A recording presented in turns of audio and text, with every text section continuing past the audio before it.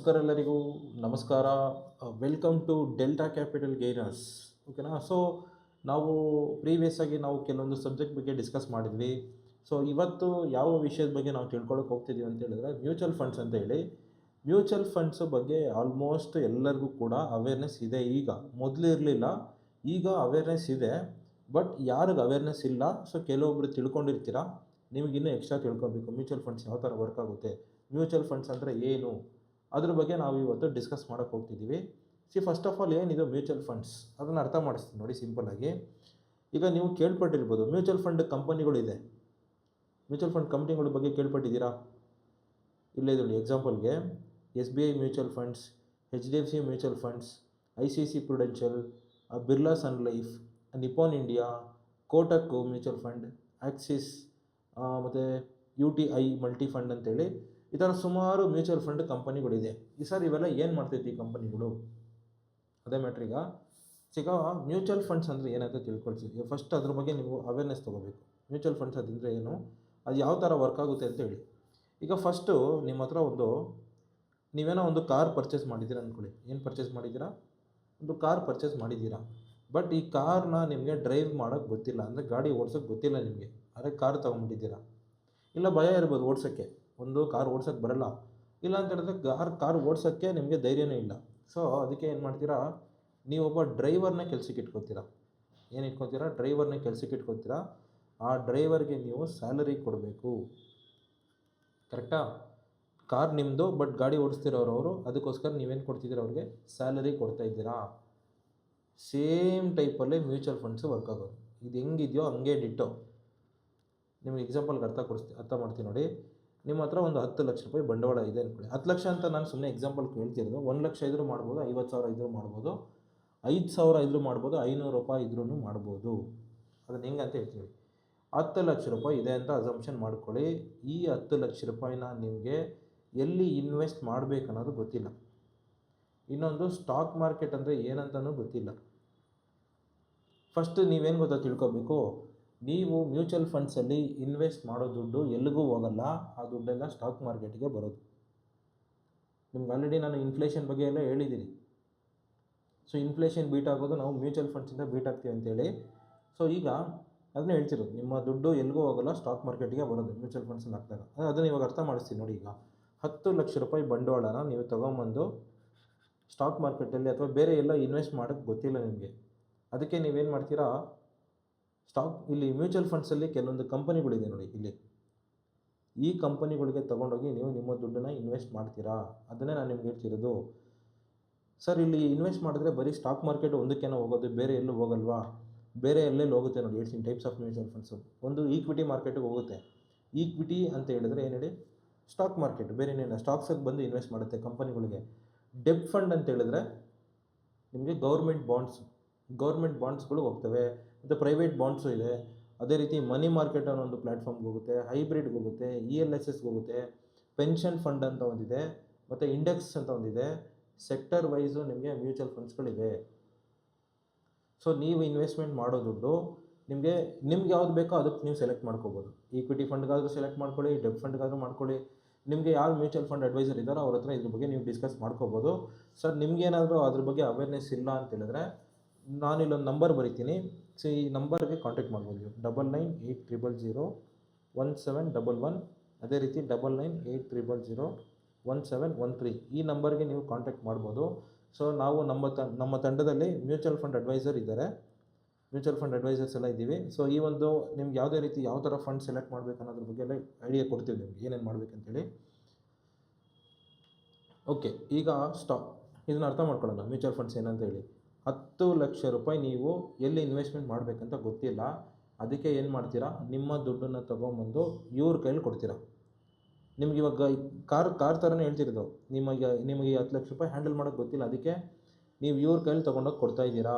ಇವ್ರಿಗೆ ಇನ್ವೆಸ್ಟ್ ಮಾಡಿದಾಗ ಸರ್ ಅಲ್ಲೇನೋ ನನಗೆ ಇಲ್ಲೊಬ್ಬ ಡ್ರೈವರ್ ಸಿಕ್ಕದೆ ಕೆಲಸ ಮಾಡೋಕ್ಕೆ. ಇಲ್ಲಿ ಯಾರು ನನಗೋಸ್ಕರ ಕೆಲಸ ಮಾಡ್ತಾರೆ? ನಿಮಗೋಸ್ಕರ ಕೆಲಸ ಮಾಡೋಕ್ಕೆ ಫಂಡ್ ಮ್ಯಾನೇಜರ್ ಅಂತ ಒಬ್ಬ ಬರ್ತಾನೆ. ಪ್ರತಿಯೊಂದು ಮ್ಯೂಚುವಲ್ ಫಂಡ್ ಕಂಪ್ನಿಯಲ್ಲೂ ಫಂಡ್ ಮ್ಯಾನೇಜರ್ ಅಂತ ಒಬ್ಬ ಇರ್ತಾನೆ. ಇವನಿಗೆ ಕೋಟಿಗಳಲ್ಲಿ ಸ್ಯಾಲ್ರಿ ಇರುತ್ತೆ, ಕ್ರೋರ್ಸಲ್ಲಿ ಸ್ಯಾಲ್ರಿ ಇರುತ್ತೆ. ನಿಮ್ಮ ಹತ್ರದಿಂದ ಹೋಗಲ್ಲ, ಪ್ರತಿಯೊಬ್ಬರು ಇನ್ವೆಸ್ಟರ್ ಕಂಪನಿಗಳು ಕೊಡುತ್ತದು. ಕಂಪನಿಯಿಂದನೇ ಪೇ ಆಗುತ್ತೆ. ಸೊ ಎಲ್ಲ ಇನ್ವೆಸ್ಟ್ ಮಾಡ್ತೀರಾ ಅದರಲ್ಲಿ 1% ಅನ್ನೋ ಥರ ಹೋಗುತ್ತೆ ಅವ್ರಿಗೆ ಸ್ಯಾಲ್ರಿ. ಸರ್ ಈ 1% ಅನ್ನೋದು ಮ್ಯೂಚುವಲ್ ಫಂಡ್ಸಿಗೆ ಹೋಗುತ್ತೆ. ಸೊ ಅದರಲ್ಲಿ ಸಮ್ ಪೋರ್ಷನ್ಸ್ ಇವ್ರಿಗೆ ಸ್ಯಾಲ್ರಿ ಹೋಗುತ್ತೆ. ನಿಮ್ಮ ದುಡ್ಡನ್ನು ಸ್ಟಾಕ್ ಮಾರ್ಕೆಟಲ್ಲಿ ಅಥವಾ ಡೆಬ್ ಫಂಡಲ್ಲಿ, ಮನಿ ಮಾರ್ಕೆಟಲ್ಲಿ, ಇಲ್ಲ ಪೆನ್ಷನ್ ಫಂಡಲ್ಲಿ ಇವರು ಇನ್ವೆಸ್ಟ್ ಮಾಡಿ ನಿಮಗೆ ವರ್ಷಕ್ಕೆ ಎಷ್ಟು ಪರ್ಸೆಂಟೇಜ್ ಅಂತ ಕೊಡ್ತಾರೆ. ವರ್ಷಕ್ಕೆ ಎಷ್ಟು ಪರ್ಸೆಂಟೇಜ್ ಕೊಡ್ತಾರೆ ನಾನು ಅದ್ರ ಬಗ್ಗೆ ಹೇಳ್ತೀನಿ. ಮೊದಲು ನಿಮಗೆ ಇದರಲ್ಲೇ ಆ್ಯಕ್ಚುಲಿ ಫಂಡ್ ಸೈಜ್ ಮೇಲೆ ಡಿವೈಡ್ ಆಗುತ್ತೆ. ಅದು ನೀವು ಕೇಳ್ಪಟ್ಟಿದ್ದೀರಲ್ವ, large cap, small cap, mid cap ಮತ್ತು ಫ್ಲೆಕ್ಸಿ ಕ್ಯಾಪು, ಮಲ್ಟಿ ಕ್ಯಾಪ್ ಈ ಥರ ಎಲ್ಲ ಇರುತ್ತೆ. ಸೊ ಲಾರ್ಜ್ ಕ್ಯಾಪ್ ಅಂತ ಹೋದರೂ ಕೂಡ ನಿಮಗೆ ವರ್ಷಕ್ಕೆ ಒಂದು 12 to 14% ಆನ್ ಆನ್ ಆ್ಯಾವ್ರೇಜ್ ಆಗಿ ಇದುವರೆಗೂ ಕೊಟ್ಕೊಂಡ್ಬಂದಿದೆ. ಸ್ಮಾಲ್ ಕ್ಯಾಪ್ ಅಂತ ಹೋದರೆ ನಿಮಗೊಂದು 18ರಿಂದ 20% ವರ್ಕೌಟ್ ಆಗುತ್ತೆ. ಅದೇ ರೀತಿ ಮಿಡ್ ಕ್ಯಾಪು ಅಷ್ಟೇ, ಅದೊಂದು 18ರಿಂದ 22% ಈ ಥರ ನಿಮಗೆ ವರ್ಕೌಟ್ ಆಗುತ್ತೆ ವರ್ಷ. ಹೆಂಗೆ ನೋಡಿದ್ರು ಫಿಕ್ಸ್ಡ್ ಡೆಪಾಸಿಟ್ಸ್ಗಿನ ನೀವು ಬ್ರೇಕ್ ಆಗ್ತೀರಾ, ಫಿಕ್ಸ್ಡ್ ಡೆಪಾಸಿಟ್ಸ್ಗಿನ ಮೇಲೆ ಹೋಗ್ತೀರಾ. ಮತ್ತು ಇನ್ಶೂರೆನ್ಸ್ ಕಟ್ತಿರ್ತೀರ, ಅದಕ್ಕೊಂದು 6-7% ಸಿಗ್ತಿರ್ಬೋದು. ಹೆಂಗೆ ನೋಡಿದ್ರು ಇನ್ಫ್ಲೇಷನ್ನು ಬೀಟ್ ಆಗ್ತಿದ್ದೀರ. ಆ ಥರ ನಿಮ್ಮ ದುಡ್ಡನ್ನು ಈ ಒಂದು ಮ್ಯೂಚುವಲ್ ಫಂಡ್ ಕಂಪನಿಗಳು ಹ್ಯಾಂಡಲ್ ಮಾಡುತ್ತೆ. ಫಂಡ್ ಮ್ಯಾನೇಜರ್ಗಳು ಹ್ಯಾಂಡಲ್ ಮಾಡಿ ಸ್ಟಾಕ್ ಮಾರ್ಕೆಟಲ್ಲಿರೋ ಒಳ್ಳೆ ಫಂಡಮೆಂಟಲ್ ಅನಾಲಿಸಿಸು ನಾವೇ ಎಷ್ಟು ಚೆನ್ನಾಗಿ ಮಾಡ್ತೀವಿ, ನಮಗಿಂತ ಎಷ್ಟು ಚೆನ್ನಾಗಿ ಮಾಡಲ್ಲ ಮ್ಯೂಚುವಲ್ ಫಂಡ್ ಕಂಪನಿಗಳು. ಫಂಡಮೆಂಟಲ್ ಅನಾಲಿಸಿಸ್ ನಮಗಿಂತ ತುಂಬ ಚೆನ್ನಾಗಿ ಮಾಡ್ತಾರೆ. ಫಂಡಮೆಂಟಲ್ಸ್ ಎಲ್ಲ ಚೆಕ್ ಮಾಡಿ ಯಾವ ಕಂಪನಿಗಳು ಮೇಲಕ್ಕೆ ಹೋಗ್ತವೆ. ಇನ್ನೊಂದು, ಇವರೆಲ್ಲರೂ ಕೂಡ ಆಲ್ಮೋಸ್ಟ್ ಸ್ಟಾಕ್ ಮಾರ್ಕೆಟಲ್ಲಿ ಒಳ್ಳೆ ಕಂಪನಿಗಳಲ್ಲಿ 1% ಸ್ಟೇಕ್ನ ಇಟ್ಟಿರ್ತಾರೆ. ಅಂದರೆ 1%ನಷ್ಟು ಶೇರ್ಸ್ನ ಇವರು ಬೈ ಮಾಡಿರ್ತಾರೆ ರಿಲಯನ್ಸಲ್ಲಿ ಇಲ್ಲ ಬೇರೆ ಕಂಪನಿಗಳಲ್ಲಿ. ಸೊ ಇವ್ರಿಗೆ 1% ಸ್ಟೇಕ್ ಇಟ್ಟಿರೋ ಕಾರಣದಿಂದ ಇವರು ಕಂಪನಿಯ ಬೋರ್ಡ್ ಮೆಂಬರ್ ಆಗಿರ್ತಾರೆ. ಏನು ಮೆಂಬರ್ ಆಗಿರ್ತಾರೆ? ಬೋರ್ಡ್ ಮೆಂಬರ್ ಆಗಿರ್ತಾರೆ. ಇವ್ರಿಗೆ ಆ ಕಂಪನಿ ಒಳಗಡೆ ಏನೇನು ನಡೀತಿದೆ ಅಂತ ಎಲ್ಲ ಮೊದಲೇ ಗೊತ್ತಾಗುತ್ತೆ. ಲಾಸ್ ಮಾಡ್ತಿದ್ದಾರಾ ಇಲ್ಲ ಪ್ರಾಫಿಟ್ ಮಾಡ್ತಿದ್ದಾರೆ ಅಂತೇಳಿ, ಏನು ಕ್ವಾರ್ಟರ್ಲಿ ರಿಸಲ್ಟ್ಸ್ ಕೊಡ್ತಾರೆ ಅಂತೇಳಿ ಮೊದಲೇ ಗೊತ್ತಿರುತ್ತೆ. ಸೊ ಹಾಗಾಗಿ ಇವರು ಆ್ಯಕ್ಯುರೇಟಾಗಿ ವರ್ಕ್ ಮಾಡ್ತಾರೆ. ಸರ್ ಹಂಗಂದರೆ ಲಾಸ್ ಬರಲ್ವಾ? ನಿಫ್ಟಿ ಯಾವಾಗನ ಡ್ರಾಪ್ ಆದಾಗ ಇದು ಡ್ರಾಪ್ ಆಗುತ್ತೆ, ಬಟ್ ಹಂಗೆ ರಿಕವರ್ ಆಗಿಬಿಡುತ್ತೆ. ಸೊ ಇದನ್ನೇ ನಾವು ಮ್ಯೂಚುವಲ್ ಫಂಡ್ಸ್ ಅಂತ ಕರೆಯೋದು. ನಮ್ಮ ದುಡ್ಡನ್ನ ನಮಗೆ ಹ್ಯಾಂಡಲ್ ಮಾಡೋಕ್ಕೆ ಗೊತ್ತಿಲ್ಲ, ಅದಕ್ಕೆ ತೊಗೊಂಡೋಗಿ ನಾವು ಸ್ಟಾಕ್ ಮಾರ್ಕೆಟಿಗೆ ಇನ್ವೆಸ್ಟ್ ಮಾಡ್ತೀವಿ. ಸ್ಟಾಕ್ ಮಾರ್ಕೆಟಿಗೆ ಡೈರೆಕ್ಟಾಗಿ ಇನ್ವೆಸ್ಟ್ ಮಾಡೋಕ್ಕಾಗ್ತಿಲ್ಲ, ಇಲ್ಲಿ ಮ್ಯೂಚುವಲ್ ಫಂಡ್ಸ್ ಮೂಲಕ ನಾವು ಇನ್ವೆಸ್ಟ್ ಮಾಡಿಬಿಟ್ಟು ನಾವು ಏನು ಮಾಡ್ತಿದ್ದೀವಿ, ಸ್ಟಾಕ್ ಮಾರ್ಕೆಟಲ್ಲಿ ಇಂಡೈರೆಕ್ಟಾಗಿ ಇನ್ವೆಸ್ಟ್ ಮಾಡಿ ಅದರಿಂದ ನಾವು ಪರ್ಸೆಂಟೇಜಸ್ನ ಗೇನ್ ಮಾಡ್ತಾಯಿದ್ದೀವಿ. ಇನ್ನೊಂದು, ಈ ಮ್ಯೂಚುವಲ್ ಫಂಡ್ಸು ನಾನು ನಿಮ್ಗೆ ಹೆಂಗೆ ಹೇಳಿದ್ದೀನಿ ಸರ್, ನನ್ನ ಹತ್ರ 10 ಲಕ್ಷ ದುಡ್ಡಿದ್ರೆ ನಾನು ಹಾಕ್ಬೋದು, ನನ್ನ ಹತ್ರ ಅಷ್ಟು ದುಡ್ಡಿಲ್ವಲ್ಲ. ಸೊ 2 ಥರ ಕಟ್ಬೋದು ನೀವು ಇಲ್ಲಿ. ಒಂದು ಲಂಪ್ಸಮ್ ಅಂತ ಒಂದಿದೆ, ಇನ್ನೊಂದು SIP ಅಂತ ಒಂದಿದೆ. ಲಂಪ್ಸಮ್ ಅಂತ ಹೇಳಿದ್ರೆ ಏನು ಗೊತ್ತಾ, ಈಗ ನೀವು ಒಂದು 4-ವೀಲರ್ ಕಾರ್ ನೀವು ಬೈ ಮಾಡೋಕ್ಕೆ ಹೋಗ್ತಿದ್ದೀರಿ ಅಂದ್ಕೊಳ್ಳಿ, ಒನ್ ಶಾರ್ಟ್ ಪೇಮೆಂಟ್ ಮಾಡ್ದಂಗೆ ಈ ಲಂಪ್ಸಮ್ಮು. SIP ಅನ್ನೋದು ತಿಂಗಳು ಕಾರ್ನ EMI ಕಟ್ಟಿ ತೊಗೊಬರ್ತಾನೆ, ಅದೇ ಥರ EMI ಕಟ್ಟೋದು ಇದು. ಸೊ ನನ್ನ ಹತ್ರ ಒಂದೇ ಸಲ 10 ಲಕ್ಷ ಕಟ್ಟೋಕ್ಕಿಲ್ಲ ಸರ್, 1 ಲಕ್ಷನೂ ಇಲ್ಲ 10 ಲಕ್ಷನೂ ಇಲ್ಲ. ನಾನು ತಿಂಗಳು 500 ರೂಪಾಯಿ ಕಟ್ಕೊಂಡು ಹೋಗ್ತೀನಿ, 5,000 ರೂಪಾಯಿ ಕಟ್ಕೊಂಡು ಹೋಗ್ತೀನಿ, ಇಲ್ಲ 10,000 ರೂಪಾಯಿ ಕಟ್ಕೊಂಡು ಹೋಗ್ತೀನಿ, ಇಲ್ಲ 50,000 ರೂಪಾಯಿನಾದ್ರು ಕಟ್ಕೊಂಡು ಹೋಗ್ಬೋದು. ಸೊ ನೀವು SIP ಅಂತ ಹೇಳಿದ್ರೆ ಸಿಸ್ಟಮ್ಯಾಟಿಕ್ ಇನ್ವೆಸ್ಟ್ಮೆಂಟ್ ಪ್ಲ್ಯಾನ್ ಅಂತೇಳಿ, ಸೊ ನೀವು ಇಲ್ಲಿ ತಿಂಗಳು 500 ರೂಪಾಯಿ ನೀವು ಕಟ್ಕೊಂಡು ಹೋಗ್ಬೋದು, ಇಲ್ಲ 5,000 ರೂಪಾಯಿನಾದ್ರು ಕಟ್ಕೊಂಡು ಹೋಗ್ಬೋದು.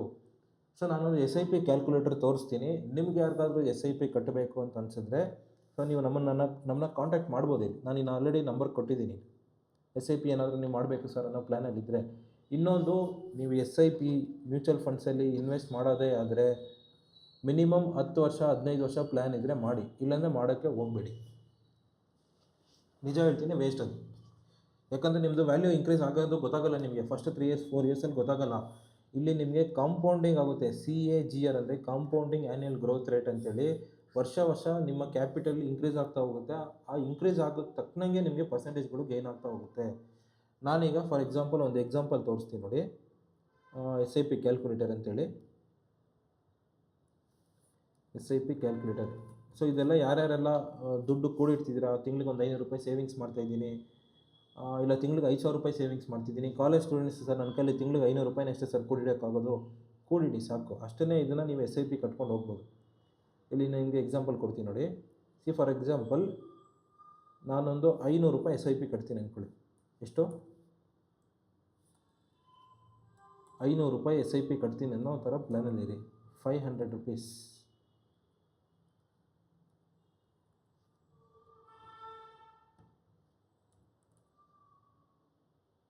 ಸೊ ಅಮೌಂಟ್ ಒಂದು ನಿಮಿಷ ಟ್ಯಾಪ್ ಆಗ್ತಿಲ್ಲ, ನೋಡೋಣ.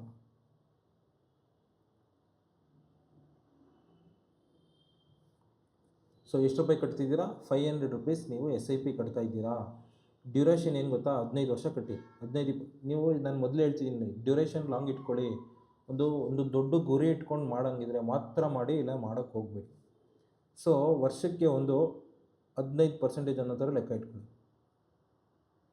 ಎಷ್ಟು ಪರ್ಸೆಂಟೇಜು? 15%. ಸೊ ಆಲ್ಮೋಸ್ಟ್ ಬಂತದು 15% ಅಂತ ಲೆಕ್ಕ ಇಟ್ಕೊಳ್ಳಿ. 15% ಅನ್ನೋ ಥರ ಲೆಕ್ಕ ಇಟ್ಕೊಂಡ್ರು ಕೂಡ ನಿಮಗೆ ನೀವು ಇನ್ವೆಸ್ಟ್ ಮಾಡಿರೋ ಆ 15 ವರ್ಷದಲ್ಲಿ 90,000 ರೂಪಾಯಿ. ಇದು ಸರ್ ಏನು ಸರ್ ಇಷ್ಟೇ ಕಡಿಮೆ ಹೇಳ್ತಿದ್ದೀರಾ? ಕಾಲೇಜ್ ಸ್ಟೂಡೆಂಟ್ಸ್ ಕೈಲಿ ಏನು ಮಾಡೋಕ್ಕಾಗುತ್ತೋ ಅಷ್ಟು ನಾನು ಹೇಳ್ತಿದ್ದು. ನಾನು ಇದೇ 5,000 ಲೆಕ್ಕ ತೋರಿಸ್ತೀನಿ. ಸೊ 90,000 ರೂಪಾಯಿ ಇನ್ವೆಸ್ಟ್ ಮಾಡಿರ್ತೀರಾ, ನಿಮಗೆ ಎಸ್ಟಿಮೇಟೆಡ್ ರಿಟರ್ನ್ ಸಿಗೋದು 2.5 ಲಕ್ಷ ರೂಪಾಯಿ. ಟೋಟಲ್ ನಿಮ್ಮ ಕೈಗೆ ಸಿಗೋದು 3.5 ಲಕ್ಷ ಹತ್ತತ್ರ. ಇದೇ ನೀವು 500 ರೂಪಾಯಿ ಬದಲು 5,000 ರೂಪಾಯಿ ತಿಂಗಳಿಗೆ ಕಟ್ಟಿದ್ರೆ ಎಷ್ಟು ಬರುತ್ತೆ ನೋಡಿ. 500 ರೂಪಾಯಿ ಬದಲು ತಿಂಗಳು ನಾನು 5,000 ರೂಪಾಯಿ ಕಟ್ತೀನಿ ಅಂತ ಹೇಳಿದ್ರೆ ನೀವು ಟೋಟಲಾಗಿ 9 ಲಕ್ಷ ಇನ್ವೆಸ್ಟ್ ಮಾಡಿರ್ತೀರಾ, ನಿಮಗೆ ಸಿಗೋ ಲಾಭ 25 ಲಕ್ಷ ಸಿಗುತ್ತೆ. ಟೋಟಲ್ ನಿಮಗೆ ಸಿಗೋದು 34 ಲಕ್ಷ. ಸೊ ನೀವು ಇವಾಗಿಂದ ಪೇ ಮಾಡ್ಕೊಂಡು ಬರ್ತಿದ್ದೀರಾ ಅಂತ ಅಂದ್ಕೊಳ್ಳಿ. ಫಾರ್ ಎಕ್ಸಾಂಪಲ್, ನಿಮಗೆ ಮಗಳು, ಬೇರೆ ಯಾರೋ ಇರ್ತಾನೆ ಪೇರೆಂಟ್ಸ್ ಥರ ನಾನು ಯೋಚನೆ ಮಾಡ್ತಿದ್ದೀನಿ. ನಿಮ್ಮ ಮಗಳು ಮದುವೆಗೆ ಯೂಸ್ ಆಗ್ಬೋದು, ಇಲ್ಲ ಮಕ್ಕಳು ಎಜುಕೇಷನ್ಗೆ ಯೂಸ್ ಆಗ್ಬೋದು, ಹೆಂಗೆ ಬೇಕಾದ್ರೂ ಮಾಡ್ಕೋಬೋದು, ಇಲ್ಲ ಮನೆ ಕಟ್ಟೋಕ್ಕೆ ಯೂಸ್ ಮಾಡ್ಕೋಬೋದು. ಸರ್ ಇದೇ ಜಾಗದಲ್ಲಿ ನಾನೊಂದು 10,000 ರೂಪಾಯಿ ಕಟ್ತೀನಿ ಸರ್. ಎಷ್ಟು ಕಟ್ತೀನಿ ಸರ್? ಎಷ್ಟು ಕಟ್ತೀನಿ ಅಂತ ಹೇಳಿದ್ರೆ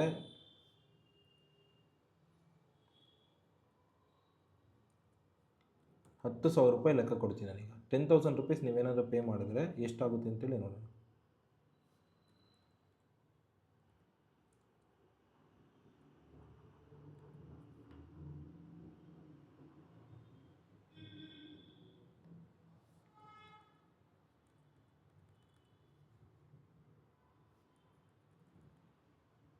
ಸೊ ನಿಮಿಷ ನಾನು SIP ಕ್ಯಾಲ್ಕುಲೇಟರ್ ಚೇಂಜ್ ಮಾಡ್ತೀನಿ. ಸ್ವಲ್ಪ ಇದರಲ್ಲಿ ಲ್ಯಾಗ್ ಆಗ್ತಿದೆ, ಅದಕ್ಕೇ ವೆಬ್ಸೈಟ್ ಏನೋ ಸ್ವಲ್ಪ ಡೌನ್ ಇದೆ, ಅದಕ್ಕೇ ನೋಡೋಣ.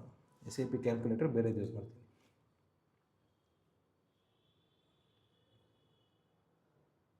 S, okay. ಈ ಸಲ ನಾನು ಒಂದು 10,000 ರೂಪಾಯಿ ಪೇ ಮಾಡ್ತೀನಿ ಅಂತ ಅಂದ್ಕೊಳ್ಳಿ. 10,000 ಬೇಡ, ಓಕೆ 10,000 ಅಲ್ವಾ ನಾನು ಹೇಳಿದ್ದು. 10,000 ರೂಪಾಯಿ ಪೇ ಮಾಡ್ತೀರಾ ಅಂದ್ಕೊಳ್ಳಿ. 10,000 ರೂಪಾಯಿ ಪೇ ಮಾಡ್ತೀರಾ, ವರ್ಷಕ್ಕೆ ಒಂದು 15% ಅನ್ನೋ ಥರ ಪ್ಲ್ಯಾನ್ ತೊಗೊಳ್ಳಿ. 15 ಬೇಡ, 14ಕ್ಕೆ ಹಾಕ್ತೀನಿ. ನಿಮಗೆ ಬೇರೆ ಬೇರೆ ಮ್ಯೂಚುವಲ್ ಫಂಡ್ಸ್ಗಳು ಒಂದೊಂದು ಥರ ಡಿಫ್ರೆಂಟ್ ಕೊಡ್ತಾರೆ. ಒಬ್ಬರು 20% ಬರುತ್ತೆ, 25% ಬರುತ್ತೆ. ಸೊ ಅದು ನೀವು ಮ್ಯೂಚುವಲ್ ಫಂಡ್ ಅಡ್ವೈಸರ್ ಹೇಳ್ತಾರೆ, ಕೂತ್ಕೊಂಡು ಮಾತಾಡ್ತಾರೆ, ಕ್ಲಿಯರಾಗಿ ಹೇಳ್ತಾರೆ. ನೋಡೋಣ, ಇವಾಗ ನೀವು ಇದೇ 10,000 ಕಟ್ಟಿದ್ರೆ ಎಷ್ಟಾಗುತ್ತೆ? 10,000 ರೂಪಾಯಿನ ನೀವು 14% ಅನ್ನೋ ರಿಟರ್ನ್ಸ್ ಲೆಕ್ಕಕ್ಕೆ ನೋಡಿದ್ರೂ ಕೂಡ ನಿಮಗೆ ಸಿಗುವ ಅಮೌಂಟನ್ನು ಸ್ವಲ್ಪ ಅಬ್ಸರ್ವ್ ಮಾಡಿ. ಟೋಟಲ್ ನೀವು ಇನ್ವೆಸ್ಟ್ ಮಾಡಿದ್ದು 18 ಲಕ್ಷ, ನಿಮಗೆ ಸಿಗುವಂಥ ಲಾಭ 38 ಲಕ್ಷ. ಟೋಟಲ್ಲು ಅವತ್ತು ನಿಮ್ಮ ಕೈಗೆ ಸಿಗೋದು 56 ಲಕ್ಷ ರೂಪಾಯಿಗಳು. 56 ಲಕ್ಷ. ಇದು ನಾನು 14% ಅನ್ನೋದನ್ನು 15%ಗೆ ಚೇಂಜ್ ಮಾಡಿದ್ರೆ ಎಷ್ಟೋ ಚೇಂಜ್ ಆಗುತ್ತೆ ನೋಡಿ. ಆವಾಗಲೇ ಟೋಟಲಾಗಿ 51 ಲಕ್ಷ ಆಯಿತು. ಈ ಸಲ 61 ಲಕ್ಷ ಆಯಿತು ನೋಡಿ. ಜಸ್ಟ್ 1% ವೇರಿ ಆಗಿದ್ದಕ್ಕೆ ಎಷ್ಟೆಷ್ಟು ಲಾಭ ವೇರಿ ಆಗ್ತಿದೆ ನೋಡಿ. ಸೊ ಇದನ್ನು ನಾವು SIP ಅಂತ ಕರೆಯೋದು, ಸಿಸ್ಟಮ್ಯಾಟಿಕ್ ಇನ್ವೆಸ್ಟ್ಮೆಂಟ್ ಪ್ಲ್ಯಾನ್ ಅಂತೇಳಿ. ಸೊ ಈ ರೀತಿ ಮ್ಯೂಚುವಲ್ ಫಂಡ್ಸ್ಗಳು ವರ್ಕ್ ಆಗೋದು. ನಿಮಗೇನಾದರೂ ಮ್ಯೂಚುವಲ್ ಫಂಡ್ಸಲ್ಲಿ SIP ಕಟ್ಟಬೇಕು, ಲಾಂಗ್ ಟರ್ಮ್ ವಿಷನಲ್ಲಿ ನಾನು ಮಾಡಬೇಕು ಅನ್ನೋದೇ ಆದರೆ ಈ ಒಂದು ನಂಬರಿಗೆ ಕಾಂಟ್ಯಾಕ್ಟ್ ಮಾಡಿ. ಕಂಪ್ಲೀಟಾಗಿ ನಿಮಗೆ ಮ್ಯೂಚುವಲ್ ಫಂಡ್ಸ್ ಬಗ್ಗೆ ಅವೇರ್ನೆಸ್ ಕೊಡ್ತೀವಿ, including SWP, tax savings and financial plannings. ಇದ್ರ ಬಗ್ಗೆ ಎಲ್ಲ ಕಂಪ್ಲೀಟಾಗಿ ನಿಮಗೆ ಗೈಡೆನ್ಸ್ ಸಿಗುತ್ತೆ, ನೀವು ಯುಟಿಲೈಸ್ ಮಾಡ್ಕೋಬೋದು. ಸೊ ಇದಕ್ಕೆ ಯಾವುದೇ ರೀತಿ ನೋ ಚಾರ್ಜಸ್ಸೇ ಇಲ್ಲ ಇದಕ್ಕೆ. ಸೊ ಈ ಥರ ಇದೆ. ನಿಮಗೆ ಯಾರಾದರೂ ಮ್ಯೂಚುವಲ್ ಫಂಡ್ಸ್ನ ನೀವು ಮಾಡೋದೇ ಪ್ಲ್ಯಾನ್ ಇದ್ದರೆ ದಯವಿಟ್ಟು ನಮ್ಮನ್ನು ಕಾಂಟ್ಯಾಕ್ಟ್ ಮಾಡಿ. ಇವತ್ತು ನೀವು ಮ್ಯೂಚುವಲ್ ಫಂಡ್ಸ್ ಸಬ್ಜೆಕ್ಟು ನಿಮಗೆಲ್ಲರಿಗೂ ಕೂಡ ಕಂಪ್ಲೀಟಾಗಿ ಅರ್ಥ ಆಗಿದೆ ಅಂತ ನಾನು ಭಾವಿಸ್ತಾ ಇದ್ದೀನಿ. ಸೊ ನಿಮಗೆ ಇಷ್ಟ ಆಗಿದೆ, ನಾನು ಹೇಳಿರೋ ವಿಷಯ ನಿಮ್ಗೆ ಅರ್ಥ ಆಗಿದೆ ಅಂತ ಹೇಳಿದ್ರೆ ನಮ್ಮ ಪೇಜ್ನ ಲೈಕ್ ಮಾಡಿ, ಫಾಲೋ ಮಾಡಿ, ಅಂದರೆ ಸಬ್ಸ್ಕ್ರೈಬ್ ಮಾಡಿ, ಹಾಗೂ ಬೆಲ್ ಐಕಾನ್ನ ಕ್ಲಿಕ್ ಮಾಡ್ಕೊಳ್ಳಿ. ಗೊತ್ತಿರೋ ನಿಮ್ಮ ರಿಲೇಟಿವ್ ಫ್ರೆಂಡ್ಸ್ಗೆ ಕೂಡ ಶೇರ್ ಮಾಡಿ. ಓಕೆನಾ? ಸೊ ಧನ್ಯವಾದ, ಥ್ಯಾಂಕ್ ಯು ಎಲ್ಲರಿಗೂ.